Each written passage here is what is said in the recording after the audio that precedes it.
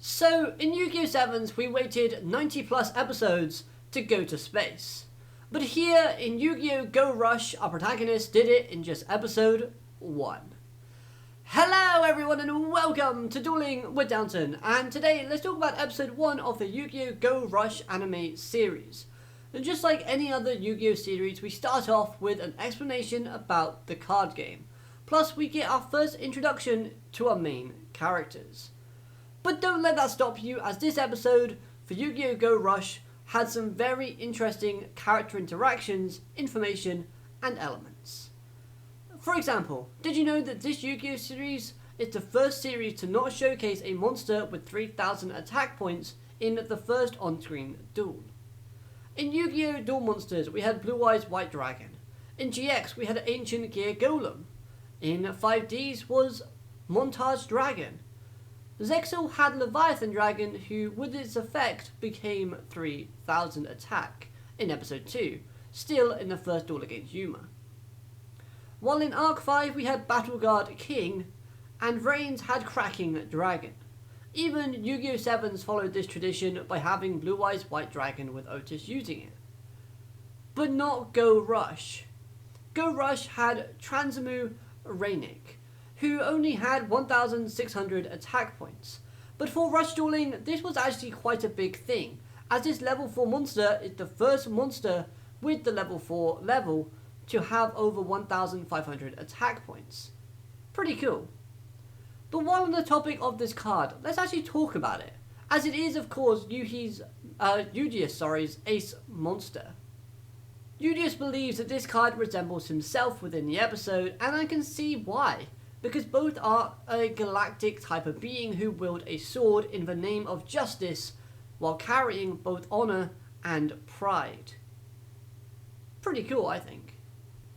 Also, the summoning animation and chant for this monster was just amazing. I thought it went really well, and the fact that Yudias says the kind of flavor text on the card is also just a nice little touch that the show brought to it. So let's talk about our three main characters, specifically Yuhi, Yuamu, and Yudias. Now I thought all three characters gave a great showcasing within this episode, offering us a little bit of insight into their personality and character. So with Yuhi, to me he comes across as a very relaxed, easygoing and goofy character that wants to look cool in pretty much every situation, which does showcase a bit of a childish side to him. We see how happy he gets when he delivers that really cool line during the duel. However, despite those attributes, we also see that he does have a very big ego, and he is kind-hearted in general. I will admit, seeing him have a bad hand and then kind of use his ego to kind of boost himself up was a little bit fun. He does also come across within this episode as very goofy, like I mentioned before, but it's thanks to that relaxed nature that we see from him. However, we do see as well at the beginning of the episode, he has this tendency to rush into things first. He doesn't really think much about what's going to happen, he just goes in and does it. And I do think this could actually get him into trouble some ways down the line. He's not the calmest or brightest tool in the shed, but I think this character could offer something within our main group that is entertaining and positive moving forward. Personally, I don't like Yuhi as much as the other characters showcased within this episode, but it's still early days, so I'm willing to wait and see how this character goes moving forward. However, the other Odo twin in Yuamu, now she was an amazing character within this episode. I really like the design and the voice acting that accompanied the character, but I think it's the smart personality that really hooked me. She does seem like the opposite to her brother. After all, like I said, she's very smart, but she also has a lot of courage and insight. She can analyze a situation and plan ahead accordingly, which is something I really do like. Plus, the character does showcase a little bit of aggressiveness and a bit of fire within some of her ideas. I love the part where she offered some stakes into the duel, as both results were in her favour. That's what I mean about her sort of aggressive, sort of fiery personality side to things. Savvy, I think, is the word I might add. Of course, if Yuhi won, then obviously she would have had Yudias join her for free. But if Yudias won, then she'll be teaching him more about rush duels, which in the end turned out that he would be joining them anyway. So either or, it's a win-win situation for our main female. Even when a plan doesn't look to be going her way or something unexpected happens, she still faces that situation with a positive vibe and a look of curiosity. She does have pride within her work as well, and we see this with the fact that she mentions her bounty being lost, which follows by a bit of an annoying / downhearted expression. All around, I really like the character of Yuamu, and it's going to take someone special to take her place as my favourite character in Go Rush. Of course, still early days, but all positive things from here. Yudias, an alien from the star cluster of Valagir, located somewhere along the Milky Way. He was different than I first originally thought. This episode showed him being very extra, always addressing the fans that travelled with him when discovering something interesting / useful. However, despite that over-the-top and extra personality that we see from him, he does show some more down-to-earth traits. He shows to be very prideful, as he wants to find a way to save his planet from this war that continues to ravish it. Now, this bit of lore about his planet gave me real Zexal vibes, with the whole Baryon versus Astral World type of thing, so I wouldn't be surprised if we see the residents of Valagir going actually against the people of this invading planet.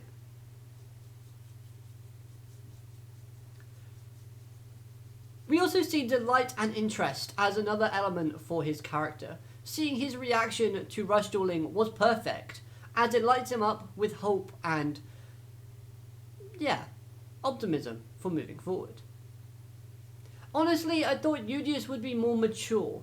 However, his innocent side really works well in this episode. We see him learning new things, and that childish nature is something that might not have been allowed to be expressed while on his home planet, because of the whole war and ravish situation they've got going on. I do see Yudias having moments within the series moving forward in where his childish side disappears, and a more mature, cold vibe comes over the character. The warrior within him might rise up and strike fear into his opponent. I can see this happening if his new friends are put into a dangerous situation, or something just really ticks him off. For example, when he hears the word extermination within this episode, we see him kind of have this fire lit within him that makes him want to win all the more. Now, some interesting little things about the character. I really thought his use of the word road, which is obviously a word that we associate with Yuga from Sevens, I thought that was quite interesting. Plus, we see his dual disc. His rush dual disc looks a lot like the Sevens rush dual discs that we've been seeing from Yu-Gi-Oh! Sevens. It's different from the Go Rush dual disc that Yuhi used within this episode, and even the twins stated that it's a dual disc that they haven't seen before. We also have two forms for our new protagonist. A smaller form that makes him look, to me, like a train conductor. Not gonna lie, I do really like the form and the design, but I couldn't get the thought of him being a train conductor out of my head. And of course we have his true form, which we saw ahead of the show's release, that shows that mature side to him. Both forms I think are great, and I can't wait to see more of his true form, showcasing when it really matters. We also learn that in his true form he has laser eye beams. What? Do all aliens have these crazy abilities? Can they all do this? Who knows? But I thought it was quite fascinating. On a side note, I'm hoping this eye laser beam thing wasn't a reference to Harushi Suzumiya with the whole Makudu beam type of ordeal, because of course the alien girl within that series was trying to shoot laser beams out of her eyes. Probably not though, might be overthinking that. Anyways, no opening for this episode. However, we did get an ending, and that showcased more characters like Manabu, and some returning Yu-Gi-Oh! 7's characters as well, with the likes of Tsushiko, Ushido, Nick Yagi, and Garlean appearing. Plus, I think the reporter girl from the newspaper club also makes an appearance. All of that is good and everything else in between, but we do see a female character that we do not know yet reappearing in pretty much every shot of this outro. Whoever she might be, I don't know, but because she keeps reappearing, I feel like she's going to be someone important to our main group. Hopefully we see her appear within the episode soon. Returning to the reappearing characters from Sevens, it looks like both the reporter girl, Garlean, and Ushido made an appearance within this episode, with a possible return for Django, Geta, and Caterpillar happening in episode 2. This of course is thanks to what the preview was showing us. As a side note, seeing these side characters return and not doing much I think is a great thing, as they shouldn't be hogging the spotlight from our Go Rush characters. So if we see them but don't have them interacting a lot or impacting the story, then I think that all round is a very positive thing to do. They all seem like they're scared of aliens though, which is quite interesting and fascinating, so I'm hoping this gets explained / expanded upon moving forward. And after seeing laser beams coming out of Yudias, I can imagine why they'll be more scared of him at least. The duel itself was fine, nothing crazy, it's just standard episode 1 duel where they explain the rules and we get introduced to some more monsters. The monsters have great designs and seem decent so far. Let's see more of them and I can give you more of my thoughts then. Overall, I thought this was a great first episode of Yu-Gi-Oh! Go Rush, as the characters all gave me something to enjoy and kept me entertained. I genuinely could not stop laughing while watching this episode, especially the part where Yudias drawed his card and kept dropping it. That was brilliant. I'm looking forward to seeing how Manabu gets introduced in the next episode, plus of course learning more about the lore within the show. What's so important about that material that Yuhi wants to retrieve from the alien that stole it from him? Would like to know. But what I'd also like to know is your thoughts on this episode in the comments down below. Let me know your thoughts and everything else in between. Hopefully you've enjoyed this review. If you have, hit the like button, comment your thoughts down below, and subscribe so you never miss a video from myself. Of course, doing more Yu-Gi-Oh! Content coming soon. Have a great day, alligator, matane, goodbye.